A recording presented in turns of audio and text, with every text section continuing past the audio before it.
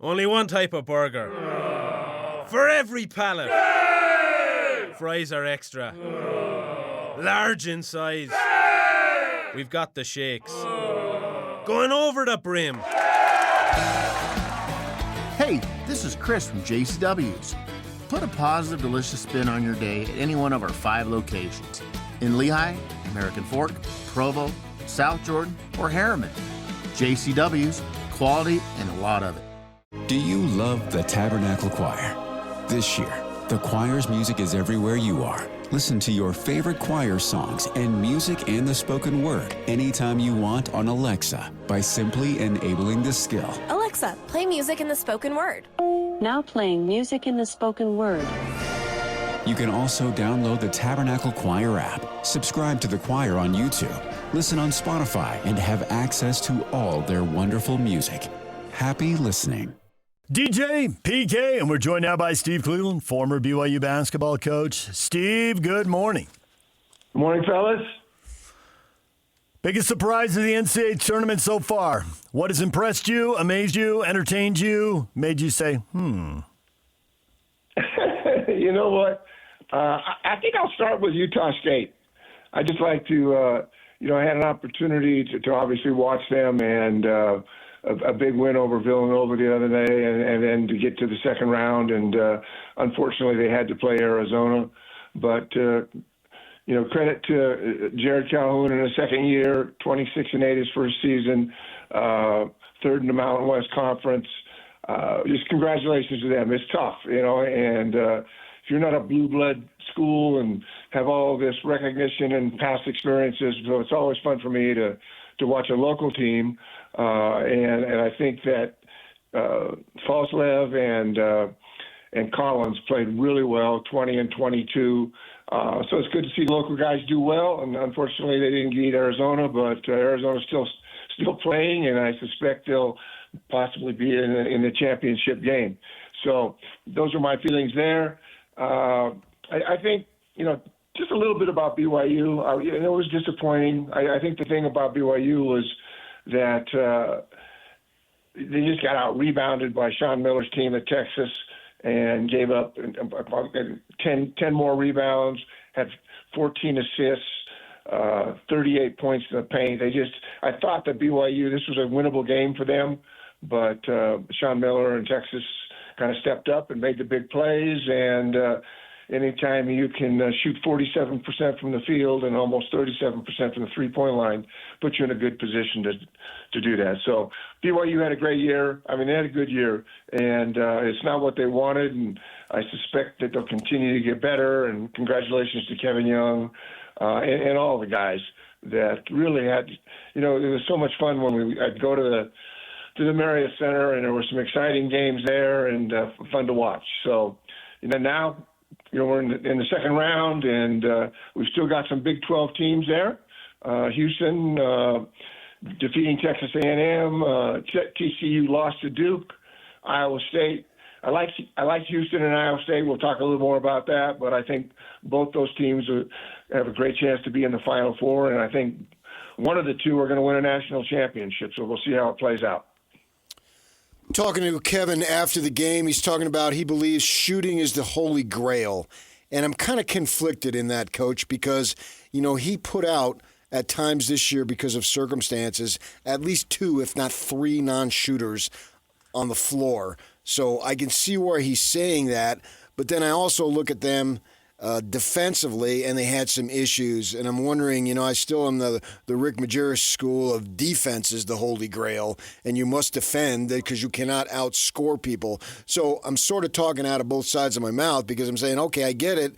Over here, on one hand, you want shooting, but on the other hand, you were not as good as you could be or should be defensively. So how do you just justify both sides there as he goes? And the way college basketball is so much different from when you were coaching, is that almost every year, if not in fact every year, the roster is totally brand new in his construction of the roster and where his emphasis should be.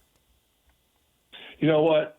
The feeling and the thought that always you hear most often when it comes down to this time of the year is defense wins championships.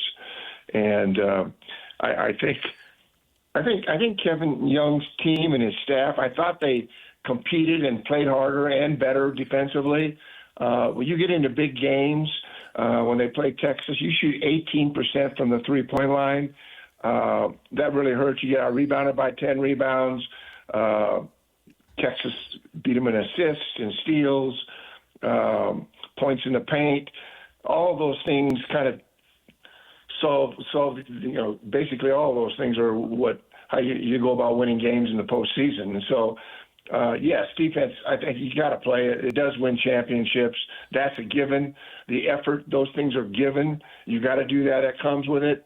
But you also have to combine it with the ability to make big baskets at the right times. And I think that's what happened with Texas, is that offensively, I never have been able to pronounce his name, but the Vukatitis kid, 23 and 16. I mean, they had four guys in double figures: Pope with 11, 2 and 2, Swain 14, 5 and 6, and Mark 19, 4 and 2.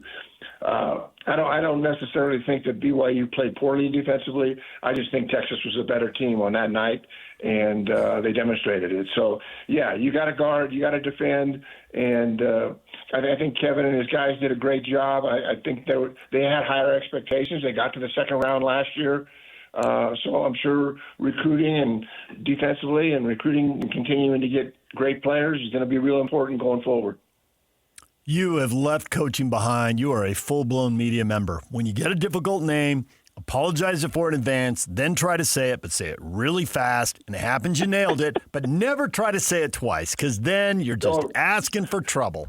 Always go to the pronoun on the second reference. Well done, Steve. Bravo. I applaud you. Thank you, fellas. I did it as quick as I could. You got Nobody in the listening world had any idea what I was talking about.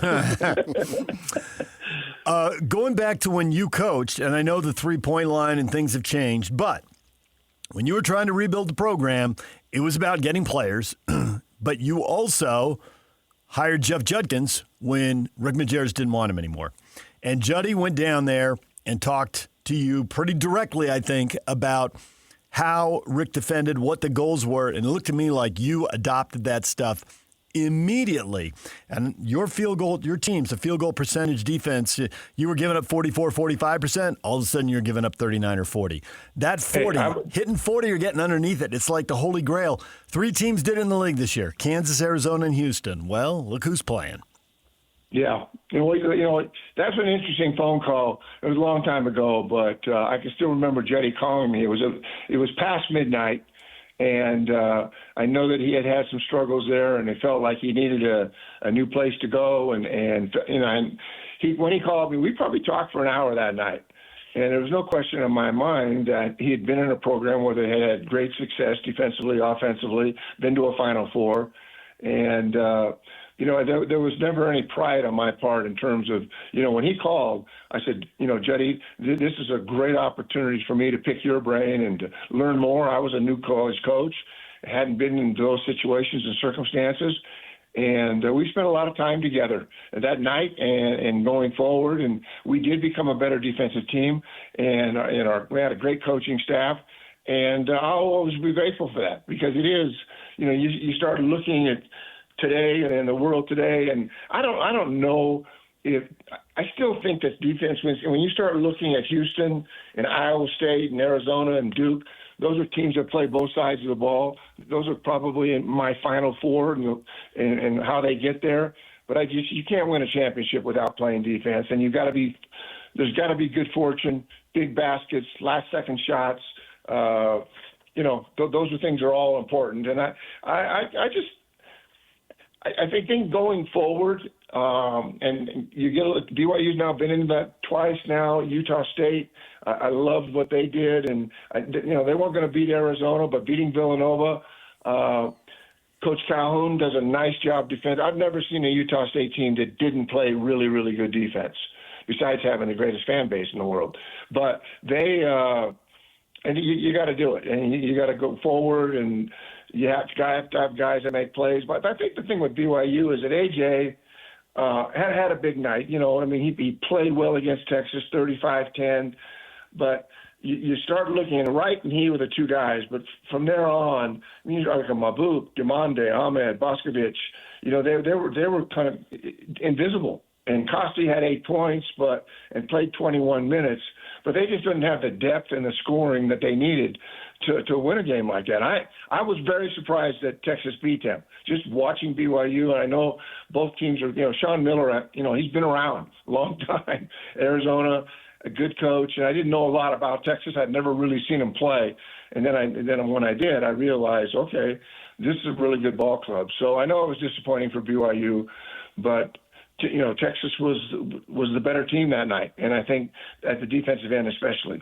How about getting some post scoring, because they had Foose last year, undersized. He gave you everything he had, but outside of guys driving and maybe an occasional putback, they had almost none, to the point of 0 post touches in terms of being a scoring threat. Yeah, I think that's got to be a priority with their recruiting. And I think we can talk about offense to start with, because when you demand double teams and you're in a running offensive stuff that is getting the ball into the low post or cross screening, down screening for bigs and picking and popping. You see a lot of picking and popping, but what I see happening in college basketball is a lot of that is just really not that difficult to guard. When you're setting high ball screens and you can switch the good teams switch everything, and it helps when when you have 5'10" and 5'9" or 6-foot guards or small forwards, it's hard to play that way. But I think you recruit to that. You recruit to size. You recruit to guys that can defend, that can play multiple positions. When you have that type of roster, you're going to be successful. And I think that I'm looking at that. I do not know who they've brought in or what they're doing, but obviously AJ and Wright ran. They were the foundation of that team. But when you got 5 or 6 more guys, that are playing or coming off the bench and are making those kind of contributions, that puts a lot of pressure on your 2 best players. And this time of the year, people come prepared. They have so much film. There are circumstances where they know what's going on, and it's not like a quick preparation when you're playing a regular season game and you're on the road and you get a quick prep and then get a quick prep. Hey, everybody's waiting. They've watched a ton of film on teams, and it's easier to prepare and defend. So, yeah, I think having that kind of size is something that I'm sure will be a priority. And I think that when you start looking at, Houston, Duke, Iowa State, Kansas, they all have teams with size. They're versatile, guys that can play multiple positions. I think BYU is going to have to continue to get better. You start thinking about guys like Dawson Baker, who could have been a huge key for them. Richie Saunders, certainly from a scoring position, not necessarily defensively, but Richie was a good defender. He played his heart out and he always defended. Both those guys play. I think they might still be playing. Yeah. Arizona, really interesting post-game comments from Jared Calhoun. He said it'll be interesting to see what they do in the next 2 games. And he was talking about how they're an 80s and 90s old-school team, pounding the ball inside. They take about 16 threes per game, which is way less than everybody else. But they just go inside, and if they miss, they pound the backboards. They're plus 28 beating Utah State. That's outrageous rebound margin. Do you think they can win their region doing that? He went back and said, well, maybe 1 game, maybe 4. So he tried to, anything could happen. How far can Arizona go playing a game that doesn't look like the game most people are playing in this era? Is that a strength and they win it all, or is that a weakness and it's going to get them beat at some point? Yeah, I don't know that they have any weaknesses, but in terms of just overall depth and talent, I don't have Arizona going to the Final Four. I see them getting beat, and I think that Houston and Iowa State are going to be the teams that are going to be left. I think I see that happening. I think Iowa State beats Arizona, and I think that Houston beats Duke, and I think Houston will win a national championship. Now, part of me. That's the practical part of me. I'd like to see Iowa State win it. and I've watched them play a lot, and I think they get to the semis. And Arizona's the number 1 seed in this thing, so and they're obviously very well coached. But we'll see. I mean, I have never been real good at pick. You come home and get your bracket, but my gut feeling says I like Iowa State. No one's thinking Iowa State win a national championship. So let's see how that plays out. And a week from now, you can tell me that I'm a moron and an idiot, but that's what my gut would like to see happen. I believe you are like 72 or 73 years old. Is that correct? 74. Oh, you're 74. Okay. Yes. Okay. All right. Well, then you could stay retired, because I was going to say if you were 72 or 73, Pitino was 73. Why aren't you still coaching? But you're 74, so I'll give you a break. You know what? It's interesting because I've tried to take care of myself, and I think that there's times when I'm sitting there watching those games and thinking to myself, I could do this. Now, I probably the thing that's difficult is on the road recruiting and travel and those kinds of things. If I could just stay in the same city in the same place and do it, I think I'd be just fine. But hey, I had my day and time. We got such great coaches here. Speaking of coaches, I saw something kind of unique. You guys may have seen this as well. The East region. It was titled Big Brands and Big Names. Here's the 5 coaches that were in the East region. John Shire from Duke, Rick Pitino from St. John's, Bill Self from Kansas, Tom Izzo from Michigan State, Nick Cronin from UCLA, and Dan Hurley from UConn. Has there ever been a bracket that has had more outstanding All-American type coaches than that East seed? So I don't know if you guys picked up on that, but I saw that and I thought, man, that's crazy.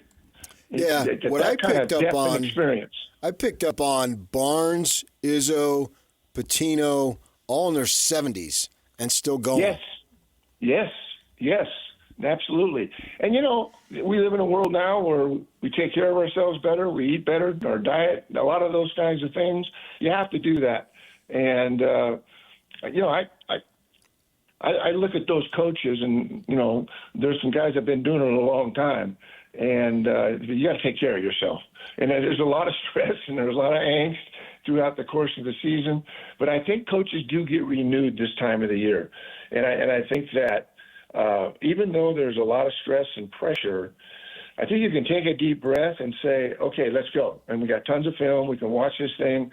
So I'm excited to see how this thing plays out. But I've watched Iowa State a lot, and I think probably Houston's everybody's pick. But I'm going to see if Iowa State can have a circumstance where they can pull off an upset. Steve, we appreciate it as always. Thanks for joining us. Yeah. Good luck. We'll look forward to watching the games. All right. Iowa State will hold you accountable. I don't even know what that means, but it sounds tough on the radio, so what the heck. All right. Thanks. See you guys. All right. Steve Cleveland, former BYU basketball coach. Ken Pomeroy, KenPom.com at 9 o'clock. More college basketball, more on Kyle Whittingham and the U, and everything spilling out into the public purview. What does it all mean? We'll get to that next. Stay with us.